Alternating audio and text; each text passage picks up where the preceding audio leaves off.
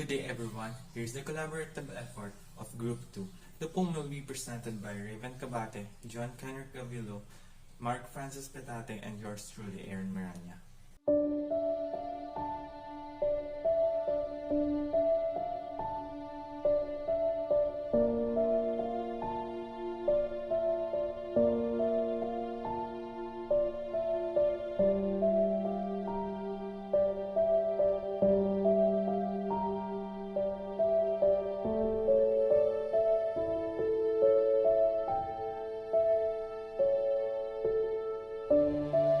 Our fate depends on other people's hands.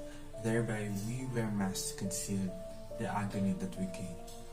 Normalizing judgment is the way humanity ends. Can someone nerve to see people in pain?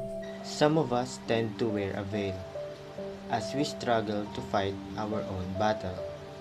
For life is such no fairy tale and more like a stained scalpel.